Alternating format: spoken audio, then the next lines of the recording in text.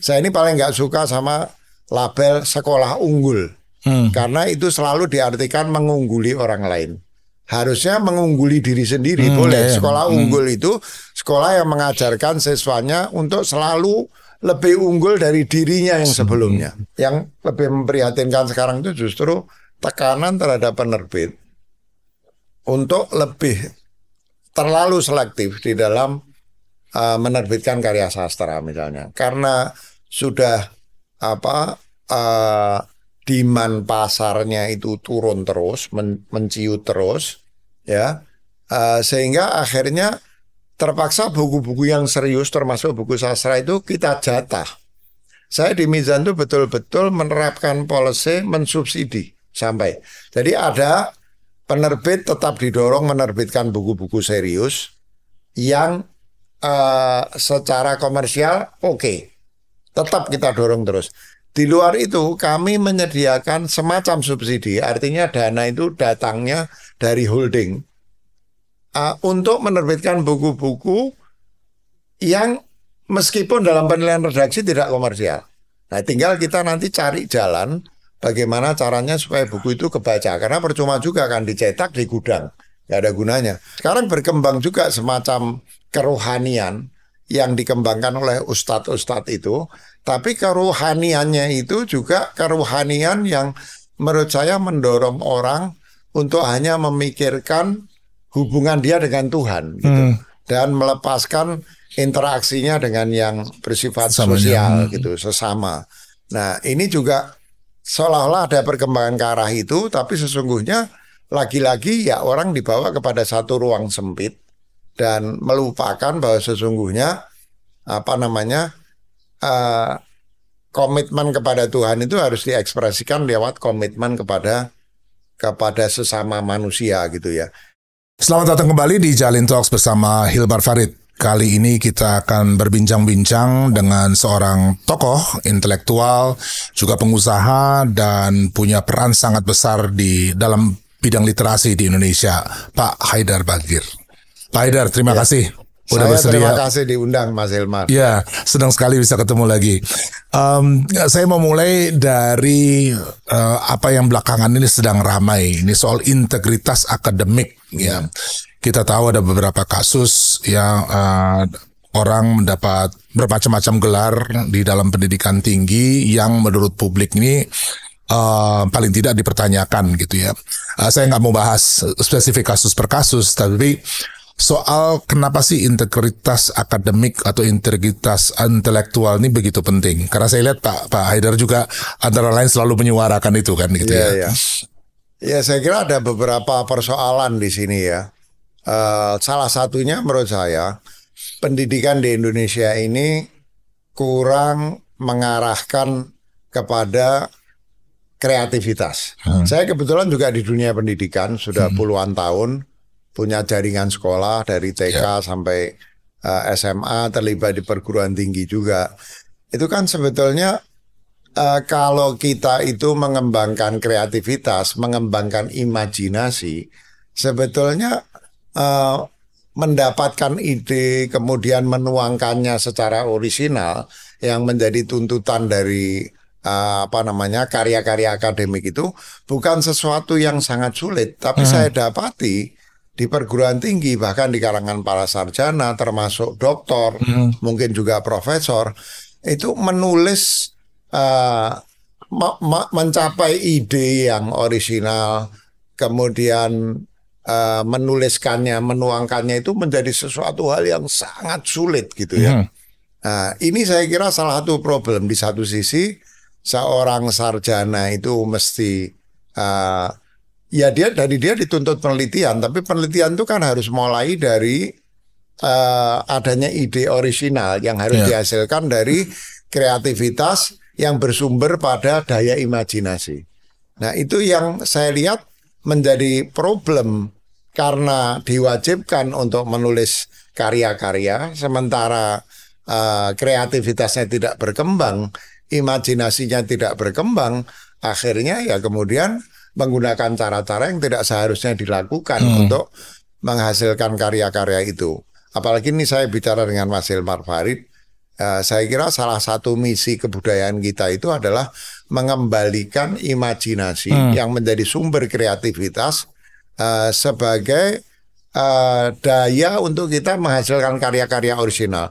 Dan kalau ini bisa kita kembangkan, maka persoalan menghasilkan karya orisinal akan teratasi. Pada saat yang sama orang tidak perlu harus melakukan tindakan-tindakan tidak terpuji hanya untuk menghasilkan karya-karya orisinal.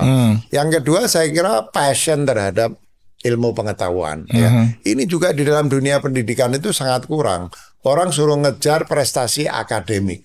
Jadi yang dikejar itu kejayaan, kesuksesan, keunggulan.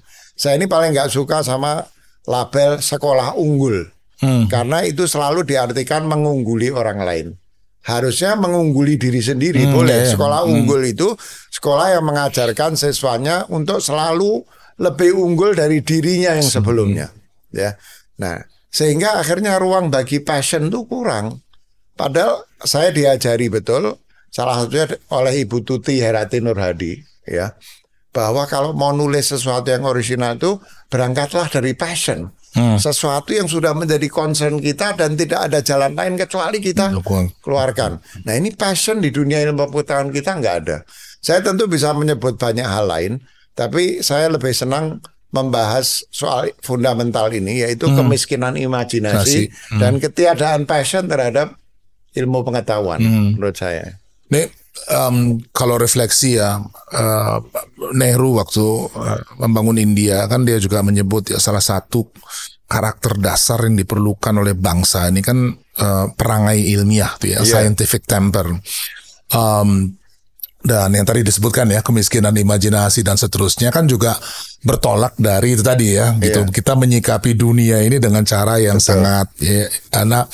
Menurut Pak Haidar, gimana caranya menumbuhkan perangai ilmiah gitu di dalam satu komunitas? Ini kan bukan, saya kira tidak semuanya diserahkan kepada institusi pendidikan formal kan dalam hal ini gitu ya. Tapi gimana caranya menumbuhkan itu? Banyak sekali faktornya ya. Saya harus mulai dari mana? Misalnya begini, kebebasan itu pasti suatu kebutuhan bagi bisa berkembangnya perangai ilmiah. Kan sebetulnya perangai ilmiah itu kan timbul dari curiosity, ya, timbul dari keinginan mencoba-coba, mungkin keliru, ya, dan lain sebagainya. Nah, itu semua membutuhkan kebebasan yang nomor satu. Jadi ini persoalan bisa mulai dari kebebasan di dalam rumah, ya, sehubungan dengan anak terhadap orang tua atau orang tua terhadap anak, bisa juga terkait dengan kebebasan di sekolah, karena sekolah kita ini belum lagi menjadi sekolah yang membebaskan, gitu ya. Kemudian bisa juga dilihat dari konteks kenegaraan juga. Kalau negaranya tidak memberikan kebebasan, ya, kemudian sekolahnya juga tidak memberikan kebebasan, kemudian orang tua juga terjebak pada gagasan tentang kesuksesan, keunggulan, dan lain sebagainya, anak-anak akhirnya dimasukkan ke dalam satu ruang yang terlalu rigid dan sempit. Ya, nggak ada kebebasan. Menurut saya perangai ilmiah ini juga nggak akan bisa tumbuh menurut saya. Ya. Kedua, saya kira juga gagasan tentang perlunya kita selalu mencari jalan untuk mengatasi persoalan-persoalan kemanusiaan. Nah, seringkali kita ini, apalagi dalam peradaban sekarang ini, peradaban yang terdengar sangat klise ya, tapi materialistis, hedonistis dalam makna yang tidak filosofis, kemudian pamer, narsistik dan lain sebagainya ini. Kemudian kan sekarang ini orang itu memikirkan dirinya sendiri, ya. Hidup ini bagaimana supaya saya bahagia, itu pun dalam definisi tentang bahagia yang seringkali keliru gitu ya. Padahal kalau kita bicara ilmu, itu kan kita sedang bicara untuk mengembangkan peradaban, mengembangkan kemanusiaan gitu ya. Nah kalau orang mikirnya cuma cari duit, terus kapan mau research, siapa yang mau research ya. Semua orang ya kalau bisa lulus kerja di perusahaan besar, dapat gaji tinggi ya. Dan repotnya bahkan pun orang yang akhirnya menjadi researcher hidup di perguruan tinggi, kalau dia tidak membebaskan diri dari peradaban yang sesak ini, ya akhirnya dia pun cari proyek. Jadi bukannya sebagai seorang akademisi dia mengembangkan ilmunya, tapi dia berusaha menggunakan ilmunya untuk cari proyek supaya mendapatkan. Jadi saya kira ini faktornya memang faktornya memang sangat kompleks ya. Jadi saya bisa bilang tadi $1 million question, tapi saya kira kalau kita bersama-sama mau memikirkan, semua orang yang terlibat di semua bidang ini mau ikut memikirkan, saya kira sebetulnya bisa dicari. Sayangnya kalau terpaksa saya bicara agak panjang, bahkan lingkungan kenegaraan kita pun kelihatannya makin lama juga makin membawa kita ke ruang yang terlalu sesak. Sekarang misalnya ya, kalau kita bandingkan pemerintahan sekarang, kepemimpinan sekarang dibanding dengan zamannya Bung Karno, zamannya Bung Hatta, apalagi kalau kita masih menyebut orang seperti Tan Malaka, Syahrir dan lain sebagainya, terus bandingkan dengan para pemimpin sekarang ini. Ini mumpung pas baru penunjukan menteri yang dipilih dari partai politik, semua orang diangkut demi kepentingan melestarikan kekuasaan. Di mana lagi itu para pemimpin yang wawasannya luas, punya perangai ilmiah, imajinasinya berkembang, passionnya menggebu-gebu, ini seperti hilang. Kalau begini terus kita khawatir betul tentang masa depan bangsa kita ya. Ya bukan hanya hilang, tapi mungkin mereka kalaupun ada nggak dapat tempat gitu ya. Persis, di dalam ya. itu ya. Ya terlalu sempit tempatnya untuk bisa mengembangkan itu semua. Ya. Pak Haidar juga dikenal sebagai tokoh yang banyak mendalami pemikiran Islam. Ya. Dan saya pernah diskusi juga di dalam forum ini dengan Pak Oman Fatur Rahman. Beliau ini mendalami soal naskah-naskah. Filolog gitu ya. Dan bercerita waktu itu ya bahwa ada pergeseran di dalam pemikiran Islam. Awalnya kira-kira abad ke-16 itu begitu ya sebagai refleksi dari Golden Age of Islam yang terjadi di Timur Tengah pada saat itu juga berkembang pemikiran di sini. Kita punya tokoh-tokoh seperti Karayeng Patingaloang gitu ya yang betul-betul seperti menjadi beacon gitu ya dari pemikiran Islam di Nusantara ini. Kalau melihat semakin ke sini gitu ya, kita juga lihat perkembangannya variasinya banyak, tetapi ada fokus gitu ya ke hal-hal yang sifatnya hukum, syariah, fikih dan seterusnya gitu ya. Tapi tema-tema apa sih yang paling menonjol ya di dalam beberapa dekade terakhir ini? Ya itu kan sebetulnya ini hampir di semua wilayah dunia Islam ya, kecuali di beberapa tempat tertentu. Kalau kita melanjutkan diskusi kita tentang imajinasi tadi, itu sebetulnya ilmu-ilmu keislaman yang imajinatif itu biasanya masuk ke lingkungan tasawuf atau sufisme, atau ada satu disiplin ilmu yang disebut irfan. Irfan itu seperti gnosticism gitu. Nah, yang begini itu juga tidak mendapat tempat ya. Agama menjadi sangat legalistik ya, sangat sempit juga. Nah, tadi mungkin saya lupa menyebut bahwa salah satu sumber katakanlah kurangnya integritas ilmiah dan lain sebagainya, juga ruang yang sempit yang disediakan oleh bukan oleh agama tapi oleh pemahaman keagamaan mayoritas orang beragama termasuk di Indonesia. Padahal kalau kita kembali kepada tradisi keberagaman di Indonesia, saya dulu pernah diundang bicara di satu konferensi pemikiran Nusantara kalau nggak salah. Di Kemendikbud. Nah, terus saya menyebutkan bahwa pemikiran asli, sebenarnya kata asli ini sudah nggak bisa dipakai lah. Semua pemikiran itu kan sudah diberi makan dari berbagai sumber.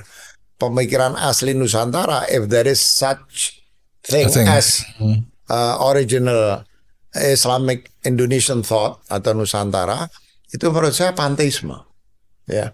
Panteisme tapi bukan dalam makna populer yang difahami orang. Itu kan kalau panteisme, kalau kita misalnya kembali ke Spinoza, itu kan panteismenya itu bukan menyamakan Itu manunggaling kawula Gusti itu maksudnya bukan kemudian kawula jadi Tuhan, tapi menyatu, Nyatunya. tapi tetap berbeda. Ya. Tetap Tuhan itu punya transendensi. Kalau dalam makna itu menurut saya pemikiran orisinal Indonesia itu lebih Sebenarnya panteistik, itu. ya, lebih panteistik, dan ini pemikiran yang sangat imajinatif. Jadi bahkan sebelum datangnya modernisme di tahun 40-an, Ya. itu Islam yang disebut Islam tradisional di Nusantara itu sebetulnya sudah merupakan kekuatan purifikasi terhadap keislaman di Indonesia yang mulai katakanlah abad 14 ya, yang sebetulnya lebih imajinatif lagi ya. Misalnya kita kalau lihat Hamzah Fansuri, seorang sastrawan ya, tapi dia cara berpikirnya panteistik. Ya. Dan kita lihat di Jawa juga banyak sekali, ada Kiai Haji Hasan Mustofa, kemudian di Pati sana ada Mbah Mutamakin, dan banyak sekali yang lain yang pemikirannya itu sangat unorthodox. Nah, tapi sayangnya kan seringkali problemnya itu agama itu berkelindahan dengan politik. Dulu patronnya pemikiran yang imajinatif, pemikiran keislaman yang imajinatif ini itu keraton, istana. Tapi biasanya istana itu kalau sudah sampai masa turun, nah dia basis pendukungnya sudah tergerus, akhirnya dia mencari dukungan basis populer, dengan menjauh dari pemikiran yang tidak ortodoks, kemudian pergi ke pemikiran yang ortodoks. Nah, tapi kalau kita lihat sebetulnya kalau kita kembali ke pemikiran, termasuk pemikiran Wali Songo, meskipun sekarang tentu masih di sort out mana yang pemikiran Wali Songo, mana yang bukan, itu pemikiran yang sangat imajinatif. Jadi kalau kita mau mengembalikan imajinasi dalam cara kita beragama, sebenarnya kita nggak harus jauh-jauh kemana-mana. Tentu kita bisa belajar Ibn Arabi, Al-Hallaj, ya, Bayazid Bustami. Tapi di Indonesia sendiri khazanah pemikiran seperti itu sudah sangat kaya. Nah, kemudian datanglah sekelompok orang yang khawatir terhadap pemikiran yang tidak ortodoks ini, bukan tanpa alasan, karena mereka khawatir awam kemudian terbawa kepada arah yang keliru. Mereka lakukan purifikasi, dan purifikasi itu mencapai puncaknya pada datangnya modernisme, dan terakhir lagi dengan boom minyak di Timur Tengah yang membawa pemikiran-pemikiran yang lebih Islamis, lebih ketat, lebih rigid ya. Tapi saya kira ada tanda-tanda sekarang ini karena tekanan peradaban modern yang menyebabkan orang tidak selalu sehat secara mental, mereka butuh pegangan yang lembut gitu ya. Sebetulnya bahkan Islamisme itu persoalan mental health juga, ada persoalan mental health. Bingung cari sesuatu yang pasti. Tapi sebetulnya ada cara lain mencapai kedamaian ya, yang tidak harus pergi kepada model pemikiran yang Islamistik ini, yaitu sufisme, tasawuf. Nah, sama dia memberikan kedamaian, memberikan ketentraman sebagaimana yang dicari orang yang pergi ke kelompok Islamis, tapi dia sangat imajinatif, sangat toleran, sangat kaya, sangat beragam. Ini yang saya kira perlu kita dorong untuk dipulihkan di dalam pemikiran keislaman di Indonesia. Ya, saya tahu itu mungkin salah satu misi dari Pak Haidar juga mengembangkan pemikiran seperti itu. Selama ini tantangannya apa? Kenapa lebih mudah orang mengikuti yang? Ya, itu ada cerita lucu dengan Pak Quraisy Shihab. Jadi suatu kali pas kita ngobrol-ngobrol, saya bilang Pak Quraisy yang menyebabkan banyak orang fundamentalis ini Pak Quraisy. Pak Quraisy ketawa gitu karena kita ngobrol santai. Loh kenapa begitu katanya? Saya bilang gini Pak Quraisy, ini orang-orang modern ini semua lagi lagi stres, lagi terpecah secara psikologis dan lain sebagainya. Kemudian dia datang ke ustadz-ustadz yang rigid-rigid ini. Enggak, dia pergi ke Ustadz Quraisy dulu. Saya Ustadz Quraisy, Islam ini kok macam-macam ya? Yang betul mana? Ustadz Quraisy bilang, oh semua benar, kata Ustadz Quraisy. Itu memang penafsiran itu bisa berbeda-beda. Dia pergi ke Ustadz yang rigid ini. Ustadz yang betul mana? Yang betul yang saya ajarkan ini. Kalau kamu nggak pakai ini, kamu sesat. Pak Quraisy bilang boleh ikut manapun, Orang ini bilang hanya dia. Daripada keliru yang lain, dia ikut yang ini aja. Pak Kuras ketawa ngakak waktu saya ngomong itu. Nah ini persoalan psikologi sosial warga dunia zaman sekarang. Itu termasuk saya loh, saya nggak bilang orang lain. Kita ini sedikit banyak punya problem mental health. Nah salah satunya lari kepada agama gitu ya. Nah lari kepada agama akhirnya terbukalah ruang bagi model-model yang pokoknya ikut saya. Kalau enggak kamu masuk neraka, daripada berisiko orang ikut itu. Nah tapi sekarang juga orang sudah mulai berpikir ulang, kenapa kok agama yang model begini ini akhirnya menyebabkan politik identitas, kebencian, permusuhan, sehingga orang mencari yang lain, mencari ke yang tasawuf. Tapi ada risiko juga di sini. Kalau rasionalitas dicabut dari sufisme, itu juga bahaya, bisa muncul takhayul dan lain sebagainya. Nah, tapi memang sufisme ini memberikan ruang luar biasa bagi imajinasi, bagi passion. Karena ini kan the schools of thought of love. Nah, jadi ada passion, ada imajinasi. Kalau kita bisa kembangkan, dulu saya memulai dakwah tasawuf itu dengan bikin lembaga namanya tasawuf positif, agar rasionalitas tidak dilepaskan dari situ. Kalau kita bisa mendorong ke arah ini, sebetulnya agama akan bisa berperan jauh lebih positif dan menjadikan orang lebih imajinatif. Orang kalau lebih imajinatif itu kan lebih toleran. Kalau ruang rasional itu kan ruang transaksional yang sempit. Tapi kalau ruang imajinatif itu pasti orangnya jadi toleran, ya, jadi lebih kreatif. Nah, kalau kita bicara kehidupan keagamaan di Indonesia, saya kira tugas kita mendorong ke arah yang tadi imajinasi. Dan saya ya pernah ya di India waktu itu juga lihat ya kelompok sufi. Ya tadi ya karena basisnya adalah cinta dan itu mereka tidak hanya preaching, artinya tidak hanya menggunakan discourse gitu ya. Tari digunakan. Betul. Ya, terus kemudian berbagai macam bentuk. Qawwali. Ya, jadi mungkin pertanyaan di sini, seberapa jauh kalau di sini berkembang gitu ya? Selama saya di kementerian misalnya sering dapat undangan, tapi biasanya yang formal-formal tadi ya gitu. Sementara yang ekspresi ini yang saya duga, walaupun idenya mungkin datang dari luar, tetapi seperti mendapat basisnya juga di dalam ekspresi lokal gitu ya. Jadi mereka kemudian mengembangkan sesuatu yang agak berbeda ya dari yang di sumber aslinya. Ya problemnya ini kan juga gini ya, peradaban kita sekarang ini kan peradaban yang sangat hegemonik gitu ya. Peradaban yang biasa kalau sudah akhir tahun begini nanti sekelompok kecil orang merancang model baju di Paris sana.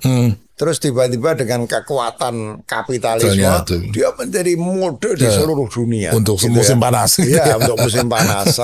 Tiba-tiba semua orang pakai itu. Itu kan jelas kekuatan kapitalisme gitu.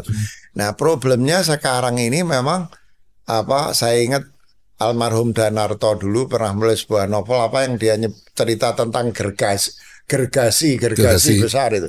Nah peradaban sekarang gergasi itu kan kayak raksasa. Itu seperti raksasa yang sudah nggak bisa kita. Nah tadi betul yang Mas Hilmar sebutkan soal ekspresi lokal, tapi ekspresi lokal itu tidak mendapatkan tempat untuk berkembang karena model peradaban yang seperti sekarang ini gitu ya. Sekarang berkembang juga semacam kerohanian yang dikembangkan oleh ustadz-ustadz itu, tapi kerohaniannya itu juga kerohanian yang menurut saya mendorong orang untuk hanya memikirkan hubungan dia dengan Tuhan gitu, dan melepaskan interaksinya dengan yang bersifat sosial gitu, sesama. Nah ini juga seolah-olah ada perkembangan ke arah itu, tapi sesungguhnya lagi-lagi ya orang dibawa kepada satu ruang sempit dan melupakan bahwa sesungguhnya komitmen kepada Tuhan itu harus diekspresikan lewat komitmen kepada sesama manusia gitu ya. Nah ini lagi-lagi saya harus kembali kepada peradaban yang membuat orang jadi hanya memikirkan dirinya sendiri gitu ya. Orang kalau sudah memikirkan diri sendiri mesti nggak imajinatif, mesti.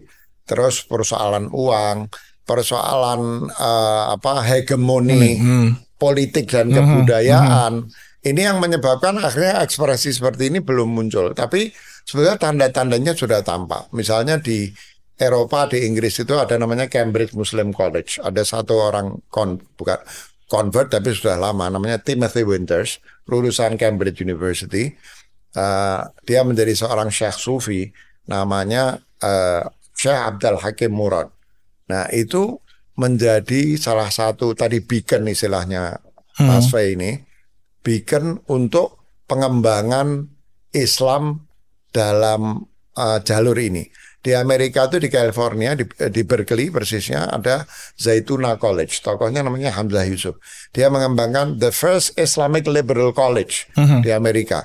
Nah ini orang suka mengatakan, Nabi dulu mengatakan kiamat itu akan datang setelah matahari terbit dari barat. Nah orang menafsirkan bahwa Islam yang akan datang di akhir zaman yang sebetulnya lebih dekat kepada Islam yang otentik meskipun beda zaman, itu adalah Islam yang tetap mempertahankan sifat tradisionalnya tapi ditumbuhkan di lahan barat itu. Nah saya lihat sekarang kecenderungan seperti itu sudah muncul, sehingga tasawuf yang tadinya hanya merupakan katakanlah ekspresi indeso lewat tarekat-tarekat, sekarang sudah diangkat ke level akademik di pusat-pusat peradaban barat, yang barangkali ini juga bisa menjadi salah satu jalan bagi berkembangnya penghayatan Islam yang lebih imajinatif, lebih spiritual, lebih passionate gitu dan lain sebagainya. Itu ada satu buku yang saya kira untuk orang umum ya menarik sekali, Ed Hussein, di House of Islam ya. Dan di akhir buku itu kan dia bilang gitu bahwa salah satu problem ya dengan Islam, dia Islamis kan tadinya ya, terus kemudian dia belajar menjadi jauh lebih luas pandangannya, dan salah satu refleksi dia itu mengatakan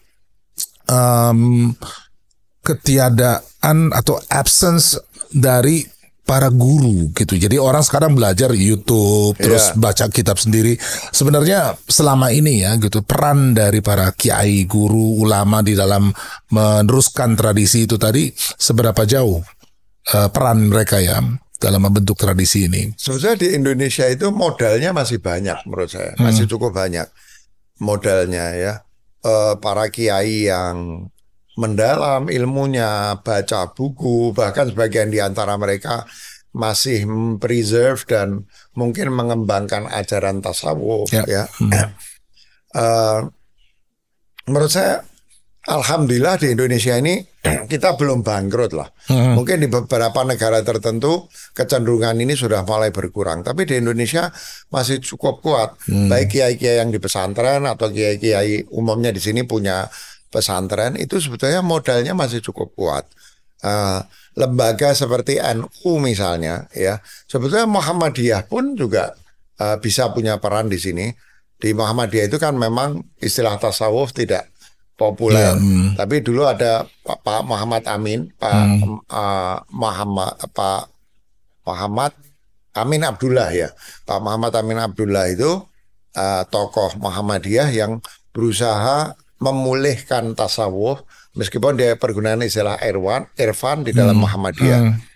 Nah ini harusnya bisa dikembangkan, tapi sayangnya saya kira mungkin dulu almarhum Gus Dur waktu mendeklarasikan kembali ke khitoh itu, maksudnya khawatir bahwa politik itu mengkooptasi aspek katakanlah budaya, aspek budaya dari agama yang dikembangkan di NU. Nah sekarang kenyataannya kan apa boleh buat, memang begitu. Yang berkembang itu akhirnya persoalan fikih plus politik yang mengkooptasi sebetulnya aspek-aspek yang lebih batin, lebih dalam dari agama yang selama ini dikembangkan di NU. Tapi saya percaya kiai-kiai di NU dan saya yakin juga para ulama di Muhammadiyah itu masih cukup punya independensi di negeri ini. Nah, kita tinggal menunggu momentum, termasuk tentunya apa boleh buat kita harus bicara pemerintah, karena pemerintah yang menguasai dana paling besar harus ikut ke sini. Kalau misalnya Pak Prabowo ini mau Islam yang berkembang di Indonesia ini adalah Islam yang toleran, saya kira ketika memilih Pak Nasaruddin Umar, tujuan Pak Prabowo tentu ke arah situ. ya pemerintah harus membantu berkembangnya Islam yang lebih dekat dengan budaya, yang lebih imajinatif, yang lebih spiritual, dan otomatis dia akan menjadi lebih moderat dan menjadi lebih toleran. Kalau ini pemerintah bisa bergerak ke arah situ, saya yakin bukan hanya komunitas Muslim yang akan dapat manfaat, tapi bangsa ini akan dapat manfaat dari perkembangan ini. Itu ya setuju sekali. Dan coba saya lihat dalam perkembangan ya, kan selalu ada tantangan. Kita ingin agar ada pemikiran yang lebih terbuka tadi ya. Dan salah satu jalan untuk itu sains gitu ya. Jadi betul. Kita punya perhatian terhadap sains. Dan ya penangkapan saya zaman kuliah dulu dan sering sekali sebetulnya dalam percakapan sehari-hari. Orang ini kan sulit nih ya. Gimana caranya mendamaikan dua hal ini. Sementara kalau saya lihat penerbitan Mizan tuh praktis seperti kayak coba mengatasi ya kesenjangan itu. Tapi secara prinsip gitu, itu menjaga keseimbangan itu apa rumusnya ya? Karena kalau saya juga diskusi misalnya dengan teman-teman di India gitu ya. Di India kan keras sekali ya, mereka tuh kayak dibagi ke dalam camp ya. Walaupun di sana Hindu ya itu, tapi mereka juga ya satunya secular, democratic, scientific, yang sementara yang di sini lebih kayak religious dan seperti konservatism. Ya, jadi seperti ya dua-duanya akhirnya jadi konservatif gitu ya. Nah, ini kalau di sini kita di Indonesia bagaimana pengalamannya? Well, sebetulnya juga begini. Orang itu kadang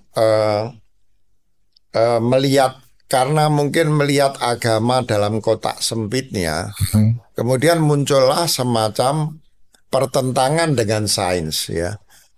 Padahal sebetulnya tidak harus ada pertentangan antara sains dan agama itu. Kita tahu misalnya bahkan di dunia barat ya, itu kan kalau kita lihat sains itu bahkan bisa berkembang dari kelompok hermetis ya. Hermetis itu kira-kira kalau di sini kan dibilang dukun lah, disebut sebagai dukun. Tapi para dukun itulah yang juga menjadi kampion di bidang pengembangan sains. Saya suka bicara bahwa sains itu sebetulnya punya dua konteks. Orang seperti Reichenbach misalnya, itu menyebut sains itu punya dua konteks. Satu konteks of discovery, yaitu cara menemukan gagasan atau teori tentang sains, dan konteks of justification. Sebetulnya sains itu tidak bicara soal konteks of discovery. Orang bisa menemukan sains itu lewat cara apapun, selama dia bisa di-justify menuruti metode saintifik, empirisme dan rasionalisme, ya dia diterima sebagai sebuah sains ya. Karena itu sebetulnya ini nggak perlu dipertentangkan satu. Dan kedua, perkembangan sains sekarang itu menurut saya sudah mendekatkan antara spiritualitas dan sains. Misalnya fisika kuantum. Kalau orang sekarang bicara quantum physics, quantum physics itu sudah bukan physics dalam arti hanya membahas benda-benda material konkret saja. Tapi kalau kita masuk ke quantum physics, itu batas antara ajaran spiritualitas dan sains. Dan ini yang ngomong para saintis ya. Yang ngomong bukan orang yang sok-sok bilang Islamisasi sains. Saya ini nggak percaya. Nggak percaya Islamisasi sains, nggak percaya saya. Nah, tapi saya tahu kalau orang mau, kebetulan saya kan dulu lulusan ITB, sempat belajar quantum mechanics, meskipun nggak serius karena dulu nggak tahu buat apa belajar quantum mechanics. Sekarang ketika saya revisit itu, saya dapati batas-batasnya itu sudah menjadi makin kabur. Orang berusaha mencari the theory of everything untuk memadukan teori yang mengatur benda subatomik dan benda kosmik. Padahal kalau kita pelajari sekarang yang disebut dunia fisik itu sebetulnya hanya keterbatasan kita dalam melihatnya saja. Sebetulnya sekarang dalam quantum physics itu alam itu tidak lagi dibatasi pada 3 dimensi ini. Waktu itu sudah bukan hanya waktu serial itu. Sudah waktu itu kalau kita bicara misalnya quantum entanglement itu kan sebetulnya satu benda jauh yang bahkan dipisahkan oleh jarak yang dia butuh waktu untuk mencapai itu kalaupun dia menggunakan kecepatan cahaya. Tapi ternyata satu benda yang kecepatan cahaya pun tidak akan mungkin memancarkan sesuatu sehingga kena ke sini, itu bisa terjadi itu. Katanya Einstein kan, spooky action at a distance, karena anehnya. Itu menunjukkan bahwa ada dimensi waktu yang berbeda. Bukan hanya dimensi waktu linear serial ini. Kalau orang mau serius, masing-masing tidak sombong. Jangan yang belajar spiritualitas merasa lebih suci dari saintis. Yang saintis merasa lebih pinter, ini kemunduran. Kalau orang mau bicara dengan baik, sebetulnya harusnya ini bisa dipadukan. Nah, sebetulnya udah banyak ya forum-forum yang udah mempertemukan. Sudah banyak ya. Dan itu para fisikawan top sendiri yang menginisiasi dialog-dialog seperti itu. Dan ya maksudnya secara keilmuan orang juga sudah mencapai, dan kalau lihat secara sosial kan menghadapi tantangan dunia, orang semakin menyadari bahwa modern science ini nggak bisa menjawab semua masalah gitu ya. Persis. Terlalu kompleks masalah ini. Iya, terlalu kompleks. Maksudnya akhirnya harus bersahaja mengakui keterbatasan rasio dan belajar dari kelompok-kelompok atau pemikiran yang berbeda ya. Ya. Nah, sedikit masuk ke dunia penerbitan. Mizan seperti yang tadi saya lihat gitu ya, punya misi kan ya, masuk ke dalam dunia sains, coba membangun dialog ya, dan banyak sekali buku-buku yang saya kira tadi ya membawa nuansa pemikiran itu dengan kuat. Kalau bicara tentang ini sebenarnya informasi data gitu ya, itu seberapa besar tangkapannya? Kalau kita masuk ke toko buku kan ada seksi khusus buku Islam, tapi biasanya Quran, terjemah dan seterusnya. Ya. Tetapi selama ini bagaimana? Unfortunately, saya harus mengatakan ada kemunduran. Ada kemunduran. Jadi dulu waktu Mizan kami dirikan itu, sampai beberapa puluh tahun kemudian, Mizan ini sekarang memasuki tahun berapa? 42 ya. 42 tahun, itu minat orang, khususnya mahasiswa, untuk membaca buku-buku itu sangat besar. Sekarang sangat turun, dan orang suka mengatakan, oh itu kan buku cetak. Enggak, Mizan ini sudah punya ribuan buku digital. Kita sudah belasan tahun masuk ke dunia digital dalam hal perbukuan. Orang pikir kita ini urusannya cuma nyetak buku, nggak tahu perkembangan digital. Sama saja, orang tidak membaca juga buku-buku serius, bahkan yang digital dan lain sebagainya ya. Terdapat sebuah kemunduran menurut saya, dan kelihatannya juga belum ada usaha-usaha khusus. Saya ingat dulu pernah pelaku industri perbukuan itu rupanya curhat ke Pak JK gitu. Dulu Pak JK orang yang kita kagumi ya. Itu dia menganggap itu kecengengan para penerbit minta fasilitas.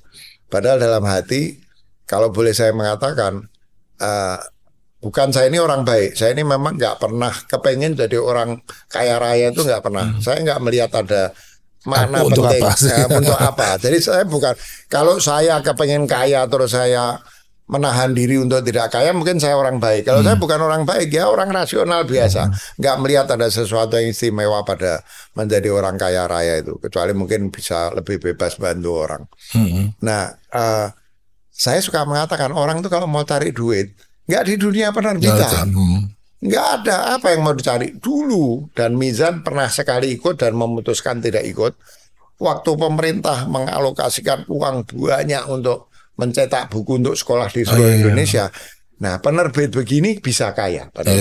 Kita pernah ikut sekali, ternyata ada macam-macam. Saya bilang jangan sekali-sekali jualan buku sama pemerintah. Kalau pemerintah beli buku kita lewat pihak ketiga, kita nggak mau nyogok, nggak mau markup, nggak mau itu. Nah, habis itu kan sudah nggak ada ini alokasi dana pemerintah untuk penerbit seperti ini. Nggak bisa orang tarik. Orang di dunia penerbitan itu kalau pinter dan berhasil ya bisa hidup layak. Itu paling maksimum. Sebagian besar tutup, ambruk, ya, bagian besar. Jadi nggak bisa. Saya kalau boleh curhat di sini. Itu di masa saya juga mengagumi Pak Nadiem Makarim, dan menurut saya keliru kalau menteri yang sekarang mengembalikan rodanya sampai ke sebelum masa Mas Nadiem itu. Tentu saya punya kritik, tapi menurut saya banyak yang dicapai di situ ya. Tapi salah satu kritik saya, di masa Mas Nadiem itu tidak ada satupun lembaga yang bela Mas Hilmar. Ini bukan di depannya Mas Hilmar. Dari Kemendikbud yang masih ngurusin hanya Dirjen Kebudayaan. Tapi tidak ada satu lembaga pun yang ngurusin buku. Ada Puskurbuk, tapi ngurusin buku sekolah. Bagaimana bangsa sebesar ini tahu betapa pentingnya pemikiran serius dan bangsanya ini diekspos pada tidak punya satupun lembaga yang mengurusi buku yang bukan buku sekolah. Nggak ada. Saya bilang, wah ini kesalahan luar biasa besar. Ya belakangan kemudian nyetak buku 15 juta dan lain sebagainya. Tapi saya kira bukan itu. Kemendikbud mencetak sendiri buku 15 juta. Apa artinya? Setelah 10 tahun memegang Kemendikbud, ini kan persoalan harus dirapikan secara fundamental. Bagaimana dunia perbukuan. Dan saya nggak hanya bicara buku cetak loh, digital juga. Bagaimana ini harus diurus. Nah sekarang ini kami yang di dunia penerbitan ini, saya tidak mengeluh. Kalaupun saya curhat bukan soal sales penerbitan saya yang turun. Saya berpikir tentang bangsa kita ini.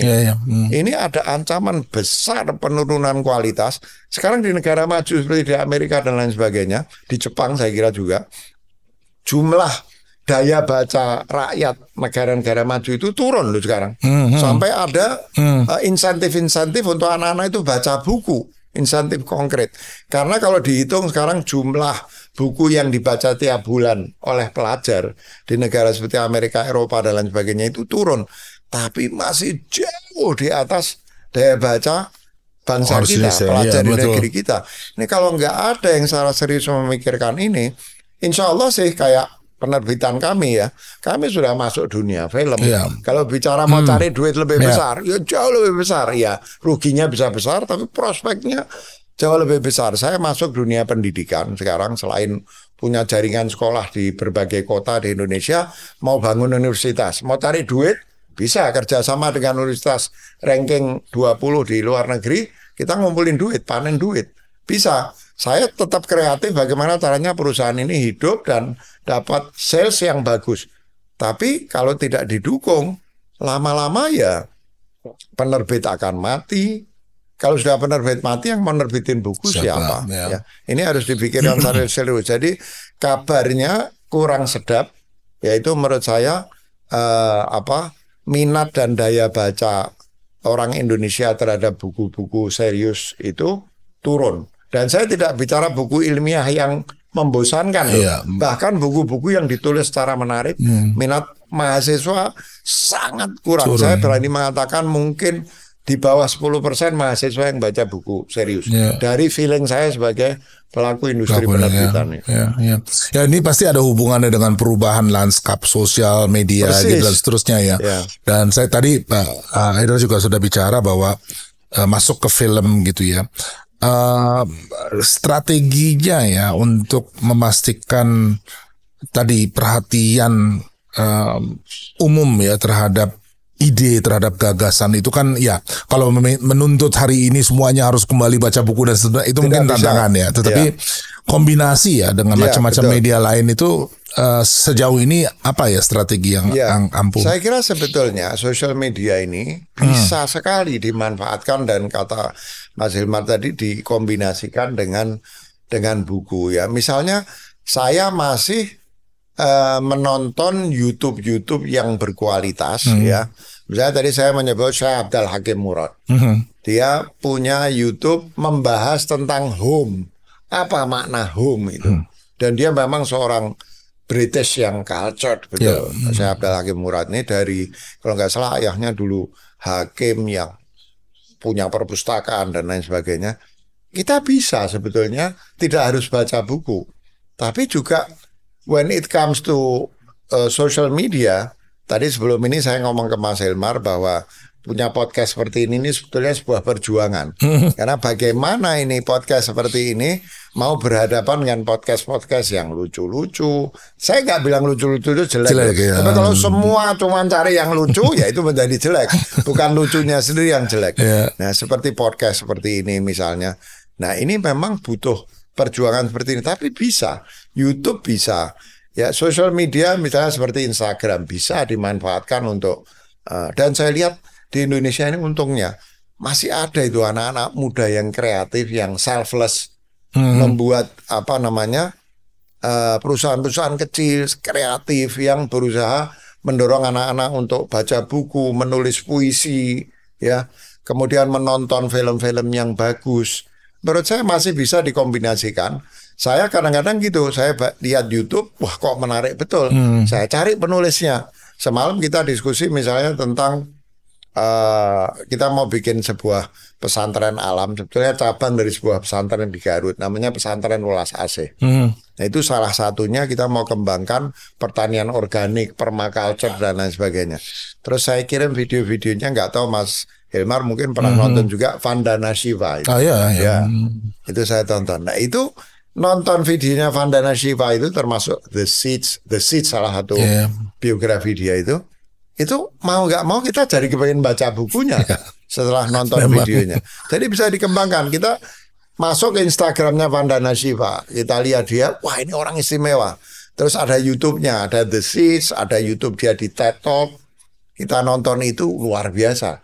Terus kita terdorong untuk kemudian baca buku-bukunya. Jadi saya tidak mengatakan sosmed itu jelek, bahkan sosmed ini bisa dimanfaatkan. Dalam dirinya sendiri dia bisa menjadi medium untuk imparting knowledge, serious knowledge. Tapi pada saat yang sama dia juga bisa mendorong orang untuk kemudian punya rasa ingin tahu dan menggali lebih dalam dengan cara membaca buku-buku. Bisa memang ya. Dia kayak ibaratnya berperan seperti jendela gitu ya, untuk persis. kita menengok ke dalam apa sih yang nanti ada. Terus kita gitu. masuk lebih dalam ya. Lagi ya, saya beberapa waktu lalu ketemu dengan teman-teman penulis ya. Mereka juga punya keprihatinan lah ya melihat dunia perbukuan secara umum gitu. Tetapi waktu itu kita diskusi juga salah satu tantangannya buku bermutu ini kan adanya kecakapan editorial ya gitu, yang itu kalau sekarang kan ya mohon maaf tapi banyak sekali ya skripsi ya terbit apa adanya terus berantakan dan kualitas kemudian dikorbankan ya demi kecepatan menerbitkan gitu. Nah di Mizan sendiri apa editorial policy-nya gitu ya secara umum gitu. Di kita ini begini, tentu kita juga pasti masih punya kelemahan ya, tidak sempurna. Tapi di Mizan itu pertama tentu kita mencari, kalau kita bicara terjemahan misalnya yang berantakan itu banyak berantakan, itu kita mesti berusaha mencari penerjemah yang kita anggap memenuhi syarat ya untuk menerjemahkan. Dan itu biasanya bukan hanya persoalan penguasaan bahasa, tapi juga penguasaan topik yang dibahas. Kalau menguasai bahasa tapi tidak menguasai topik juga susah juga, sulit. Itu pertama. Kemudian kita selalu melewatkan seorang editor yang kita anggap bisa menyempurnakan terjemahan itu. Saya berikan contoh, mungkin ini Now It Can Be Told Story. Kita pernah mendapatkan hadiah buku terjemahan terbaik untuk The History of God-nya Karen Armstrong. Nah, waktu itu sebetulnya peran yang lebih besar itu di editor yang menyempurnakan kerjanya penerjemah gitu. Nah setelah itu kita masih punya yang disebut penyelaras aksara. Ya, penyelaras aksara itu yang memeriksa korek sampai final. Kalau persoalan salah ketik itu sudah tingkatnya keharaman besar lah. Tapi bahkan kita kan punya style book kita sendiri, buku selingkung Mizan. Nah kita upayakan bahwa buku selingkung kita itu kita terapkan di dalam gaya bahasa yang dipakai, meskipun mungkin penerjemahnya sudah kita kasih buku selingkung kita, gaya selingkung kita, diupayakan dia mengikuti gaya selingkung sebaik mungkin, editor mungkin lebih sesuai dengan gaya selingkung, nanti penyelaras aksara memastikan bahwa gaya selingkungnya itu menjadi lebih sempurna. Jadi biasanya kita memang melewati berbagai tentu kalau ada penulis aslinya yang bahasanya sama, kita kembalikan ke penulis aslinya. Memang tidak mudah dan costly. Akibatnya juga tentu itu menggerogoti keuntungan. Tapi kita harus lakukan. Kita pernah mencoba membuat sebuah imprint buku murah Dengan harapan kita bisa melewati beberapa pekerjaan yang terlalu rumit, dengan harapan cost-nya turun dan bukunya lebih murah. Gagal kita, nggak bisa. Jadi akhirnya kita menyerah, kita memang nggak bisa bikin buku murah seperti itu karena kita nggak tega untuk, meskipun tidak berarti kemudian produk kita pasti sempurna, kadang kecolongan juga, kadang tidak sepenuhnya sempurna. Tapi memang kita sangat berhati-hati. Saya ingat ketika kami memulai penerbitan itu, saya misalnya pernah kadang begini, kita lagi ngedit, terus kita bingung nih yang betul apa. Saya ingat betul mungkin Mas Helman pernah terlalu muda mungkin untuk kenal Pak Yus Badudu, tahu ya? Tahu. Tahu ya. Yus Badudu itu zaman saya dia punya acara TV. Pak Yus Badudu.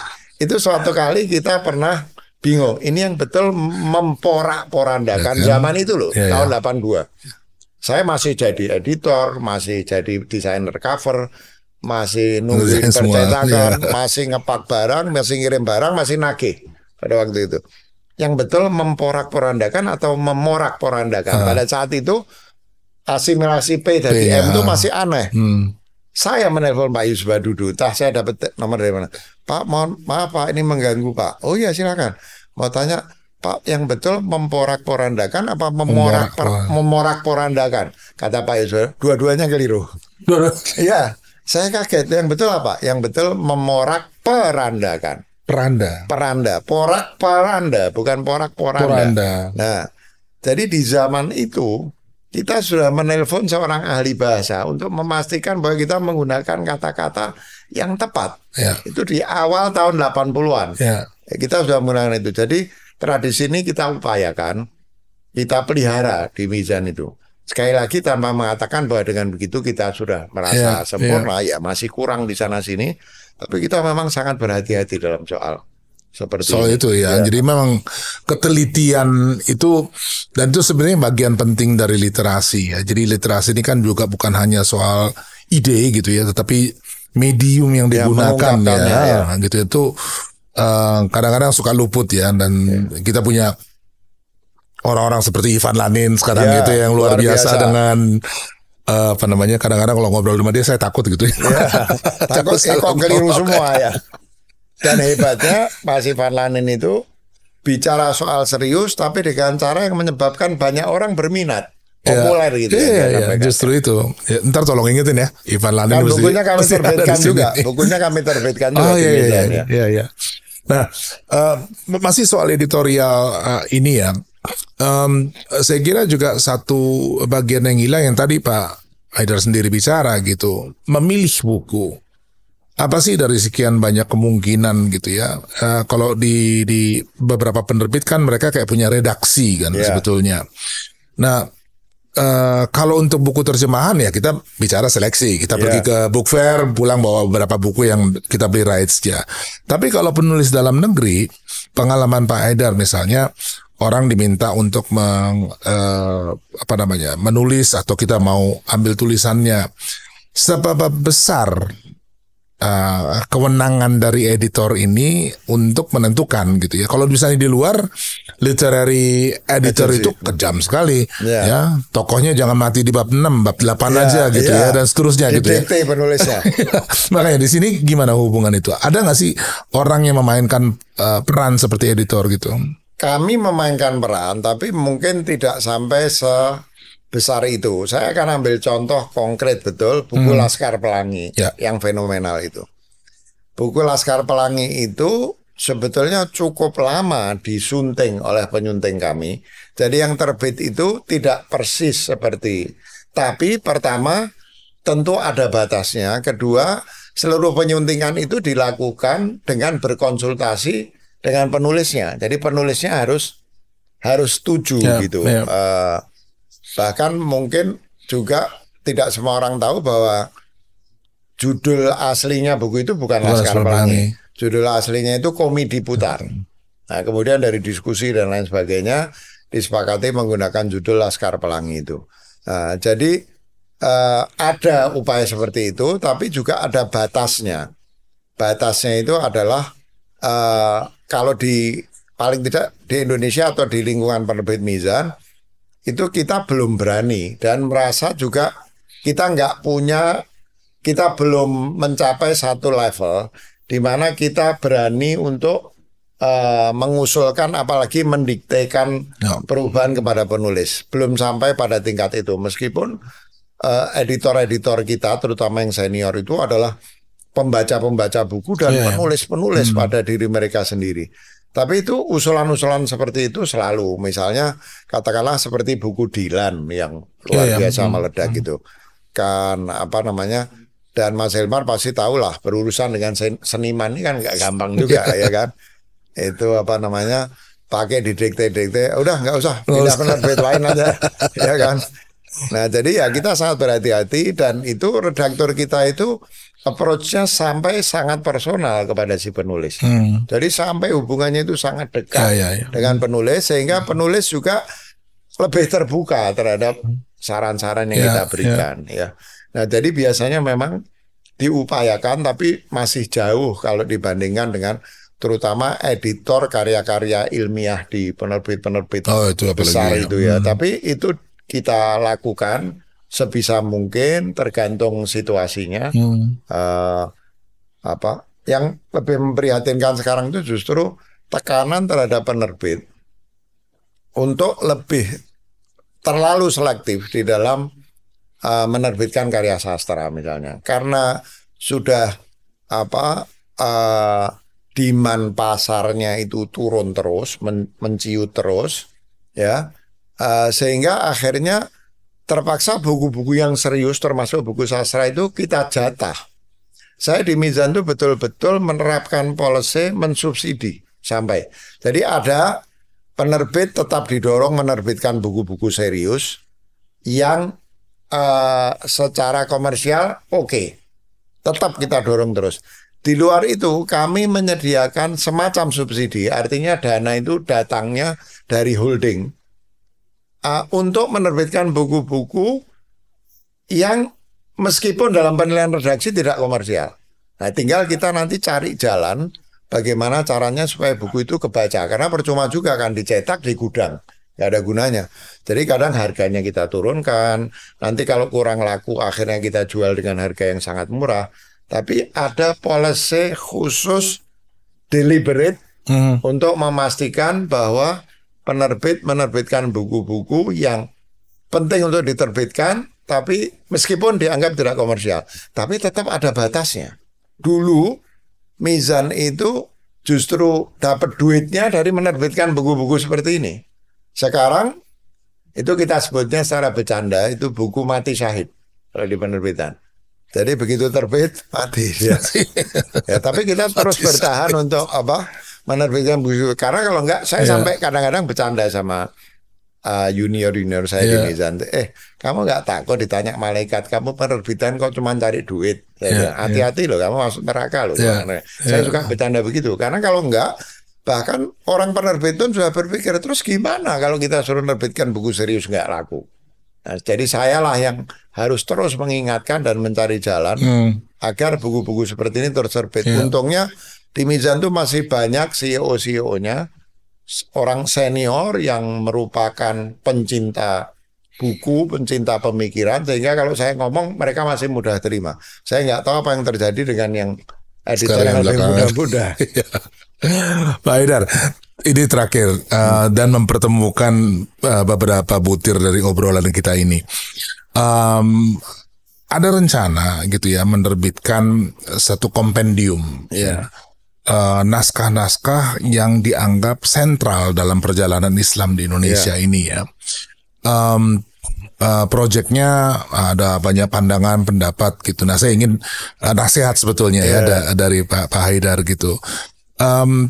Dari mana memulainya gitu ya, dan kalau misalnya sekarang teks-teks kunci yang mengawal perjalanan Islam di Indonesia ini yang arahnya itu tadi nih ya, menjawab soal-soal keterbukaan, kemudian tasawufnya ada ya, dan kemudian bisa melahirkan orang yang tentu keimanan kuat, tetapi pada saat bersamaan juga berpikir saintifik gitu.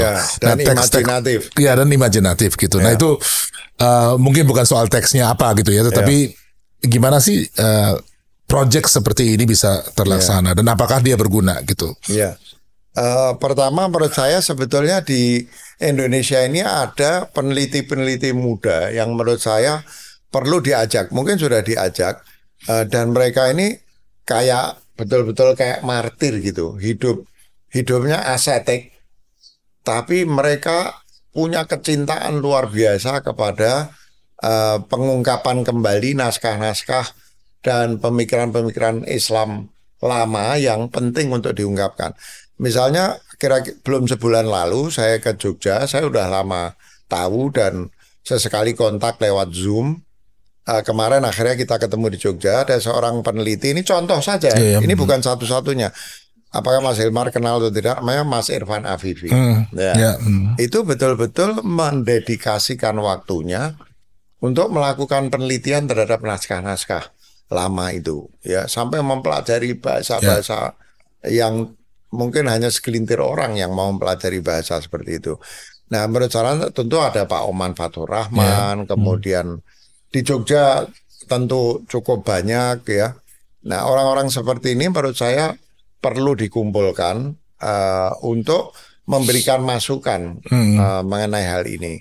Nah, nanti tinggal kalau sudah didapati naskah-naskah itu dan dipersiapkan penerjemahannya, mungkin harus dilakukan semacam apa ya, suatu cara untuk memberikan jalan bagi orang yang mungkin tidak mampu atau belum ingin membaca secara mendalam dengan membuat summary dan lain sebagainya. Terus dilakukan juga mungkin harus tadi seperti tadi dikombinasikan dengan pembuatan YouTube misalnya, ya. Plus tentu kita harus punya divisi marketing sendiri. Karena kadang-kadang ya kasus buku Laut Bercerita punya Leila Chudori itu kan siapa kecuali peminat sastra atau buku serius yang mau baca, ternyata kan meledak. Dan saya tahu dari anak saya, kebetulan anak saya itu pelaku digital marketing. Dia bilang salah satu kuncinya, saya nggak tahu seberapa benar lakunya buku Laut Bercerita, karena dia menggunakan seorang tokoh genre baru yang namanya alternate universe, ya. Alternate universe itu bagi pendengar yang belum tahu, saya juga nggak pernah baca, tahu karena saya di penerbitan. Itu sebetulnya tokoh tokoh Korea di novel-novel Korea yang dimasukkan ke dalam konteks Indonesia, seolah-olah terjadinya di Indonesia. Dan menariknya disebut kalau di dunia penerbitan AU, alternate universe. Nah, itu secara sengaja saya kira orang digital marketingnya Gramedia mungkin bisa dicek. Ini saya hanya dengar-dengar. Tapi kalaupun yang saya sampaikan ini tidak sepenuhnya benar, tapi ini tetap merupakan satu ilustrasi yang menarik. Itu dia menggunakan salah satu tokoh dalam genre alternate universe yang sangat populer, digambarkan sedang membaca buku Laut Bercerita itu. Nah, itu masuk ke generasi anak-anak muda pembaca AU. Dan mereka membeli buku itu, meskipun dari yang saya dengar, sebagian besar di antara mereka ketika membaca tidak menikmati. Tapi paling tidak mereka sudah terekspos. Sudah ada ini ya, betul. Sudah terekspos dan bisa jadi sebagian tadinya nggak pernah membaca buku seserius Laut Bercerita, tapi akhirnya menarik juga. Dan dia jadi tertarik untuk membaca buku-buku seperti itu. Jadi marketing dengan gaya Gen Z dan lain sebagainya itu penting, juga penting dilibatkan. Jangan sampai kayaknya seperti Balai Pustaka menerbitkan buku-buku sastra, sudah dibuat covernya agak bagus dan lain sebagainya, tapi tidak melakukan marketing dengan cara yang akhirnya itu aja lagi circle-nya gitu ya. Akhirnya dicetak banyak ya tetap aja enggak ini. Ya. Pak Haidar, terima kasih sekali. Sama-sama, ini terima kasih. Saya yakin bukan obrolan terakhir kita. Jadi, nanti masih akan nyambung lagi. Terima kasih sekali lagi sudah hadir. Saya terima kasih. Ya. Baik, saya kira itu obrolan kita. Senang sekali bisa ketemu lagi dengan Pak Haidar dan berharap nanti di edisi mendatang juga bisa meneruskan percakapan kita. Terima kasih sudah mengikuti Jalin Talks.